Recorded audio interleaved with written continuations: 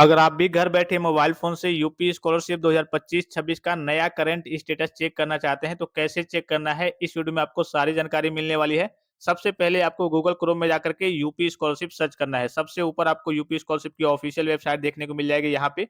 इसी वाले ऑप्शन पे क्या कर देना है, आपको क्लिक कर देना है। जैसे इस पे क्लिक करेंगे, आपके सामने कुछ इस प्रकार का इंटरफ़ेस ओपन होकर के आएगा। अब यहाँ पे देखिए कई सारे ऑप्शंस आपको देखने को मिल जाएँगे, यहाँ पे आपको दिख रहा होगा, तो इसी में एक स्टूडेंट्स का ऑप्शन देखने को मिल रहा होगा यहाँ पे। इसी स्टूडेंट्स वाले ऑप्शन पे क्या करना है, यहाँ पे दिख रहा होगा, इसी स्टूडेंट्स वाले ऑप्शन पे आपको क्लिक करना है। अब जैसे इस पे क्लिक करेंगे, तो आपके सामने कुछ इस प्रकार का इंटरफ़ेस ओपन होकर के आएगा। यहाँ पे 3 ऑप्शंस आपको देखने को मिलेंगे। तो एक है आपका पहले वाले से तो आपको कुछ नहीं करना है न्यू रजिस्ट्रेशन से, एक आपको लॉगिन फ्रेश देखने को मिल रहा होगा, एक आपको लॉगिन रिन्यूअल देखने को मिल रहा होगा।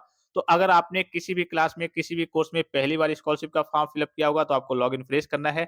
जैसे 9 के बच्चे हो गए, 11 के बच्चे हो गए। अगर आपने 9 में स्कॉलरशिप का फॉर्म फिल अप किया था, फिर से आपने 10 में स्कॉलरशिप का फॉर्म फिल अप किया हुआ है, तो आपको रिन्यूअल लॉगिन पे क्लिक करना है, क्योंकि 9-10 आपका प्री मैट्रिक होता है, तो 9 में आप फ्रेश फॉर्म फिल अप करते हैं, 10 में आप रिन्यूअल करते हैं। इसी प्रकार से अगर आपने 11 में फ्रेश फॉर्म फिल अप किया था या फिर इस बार फिल अप किया है आपने, तो आपको लॉगिन फ्रेश करना है। अगर आपने पिछली बार 11 में फॉर्म को फिल अप किया था, इस बार आप 12th में हैं, 12 में हैं, तो इस केस में आपको लॉगिन रिन्यूअल वाले ऑप्शन पे क्लिक करना है। इसी प्रकार से आप कोई यूजी, पीजी या फिर डिप्लोमा का कोर्स करते हैं, जैसे BA, BSc, MA, MSc, BCom, MCom, DElEd, ITI, polytechnic, BTech, BEd, nursing, BCA, MCA, LLB और आपने पहली बार उस कोर्स में स्कॉलरशिप का फॉर्म फिल अप किया है, तो आपको लॉगिन फ्रेश वाले ऑप्शन पे क्लिक करना है। अगर आपने दूसरी बार या फिर तीसरी बार उसी फॉर्म का नवीनीकरण किया है, जिसे रिन्यूअल कहते हैं, तो आपको लॉगिन रिन्यूअल वाले ऑप्शन पे क्लिक करना है, ठीक है? तो जिस भी प्रकार से आपका फॉर्म होगा, उस पे आपको क्लिक कर देना है। उसके बाद से 4 ऑप्शंस आपको देखने को मिल जाएँगे। तो यहाँ पे देखिए पहला जो ऑप्शन आपको दिख रहा होगा प्री मैट्रिक स्टूडेंट्स, ये कक्षा 9 और 10 के बच्चों के लिए है। दूसरा देखने को मिल रहा होगा पोस्ट मैट्रिक स्टूडेंट्स, ये कक्षा 11 और 12 के बच्चों के लिए है। और तीसरा आपको देखने को मिल रहा होगा post matric other than inter students,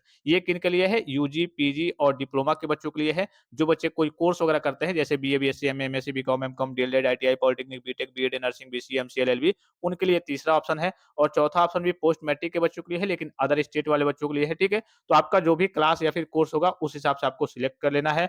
उसके बाद से आपके सामने कुछ इस प्रकार का इंटरफेस ओपन होके आएगा। यहाँ पे आपको अपनी स्कॉलरशिप का रजिस्ट्रेशन नंबर फिल अप करना है। आपको अपने फॉर्म पे देखने को मिल जाएगा, जो भी आपके पास फाइनल प्रिंट होगा, उस पे आपको रजिस्ट्रेशन नंबर देखने को मिल जाएगा, ओटीआर नंबर देखने को मिल जाएगा। उन दोनों चीज़ों को यहाँ पे आपको फिल अप करना है। उसके बाद से यहाँ पे आपको अपना पासवर्ड फिल अप करना है। इस कैप्चा को आपको यहाँ पे फिल अप करना है और सबमिट वाला ऑप्शन पे क्लिक करना है।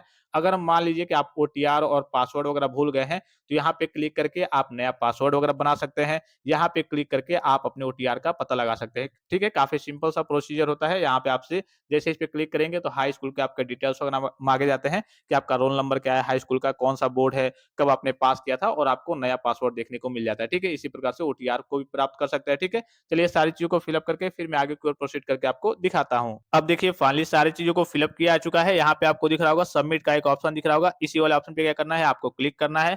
अगर आपने सही तरीके से चीज़ों को फिल अप किया होगा, तो यहाँ पे आपका क्या हो जाएगा, स्टेटस आपका ओपन हो जाएगा, अर्थात आपका फॉर्म लॉगिन हो जाएगा। ठीक है? यहाँ पे आपको देखने को मिल रहा होगा कि हाँ, 2025-26 का फॉर्म है, रिन्यूअल का फॉर्म है। अब यहाँ पे आपको यहाँ पे देखेंगे लेफ्ट साइड में, तो कई सारे ऑप्शंस आपको देखने को मिल रहे होंगे। इसी पे क्या करना है, इसी में आपको नीचे की ओर स्लाइड करना है। जैसे आप नीचे की ओर स्लाइड करके आएँगे, तो एक ऑप्शन आपको देखने को मिल जाएगा। यहाँ पे देखिए चेक करंट स्टेटस, ठीक है? यहाँ पे आपको दिख रहा होगा चेक करंट स्टेटस। अब इसी वाले ऑप्शन पे क्या कर देना है, आपको क्लिक कर देना है। अब जैसे इस पे क्लिक करेंगे, आपका जो ऑफिशियल जो कहिए कि इस बार का स्टेटस है, वो आपको देखने को मिल जाएगा। सबसे पहले मैं आपको डेट दिखा दूँ। आज डेट क्या है, यहाँ पे आपको दिख रहा होगा 24/2/2026। आज डेट क्या है, आपका प्रिंट डेट यहाँ पे जब जिस भी डेट में आप चेक करते हैं, वो डेट यहाँ पे आपको देखने को मिल जाता है।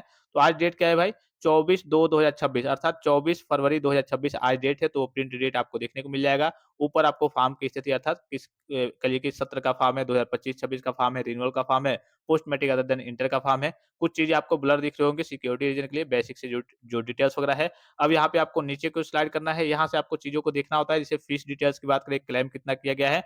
जितना भी आपका यहाँ पे क्लेम किया गया होता है, उसी के आस-पास आपको स्कॉलरशिप का लाभ वगैरह देखने को मिलता है।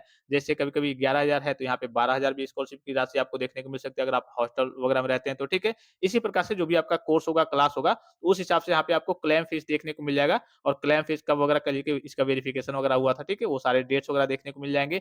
यहाँ पे आपको नीचे से चीज़ों को देखना होता है। देखिए स्टेटस तो आपका ओपन हो गया है, अब यहाँ से चीज़ों को देखना होता है, इन तीनों से कोई मतलब नहीं है। यहाँ से देखिए स्टेटस एट इंस्टीट्यूशन लेवल, ठीक है? आपका इंस्टीट्यूशन लेवल अर्थात आपके कॉलेज से आपका स्टेटस क्या है, तो आपके फॉर्म को वेरीफाई करके फॉरवर्ड कर दिया गया है 22/11/2025 की डेट में ही। अब इनका वेरिफिकेशन चलेगा, इनका वेरिफिकेशन चलेगा, इनका वेरिफिकेशन चलेगा और लास्ट में यहाँ पे आपका वेरिफाइड करके आ जाएगा जाएगा कि हाँ, वेरिफाइड हो गया है आपका form, verified recommended by district scholarship committee करके आ जाएगा।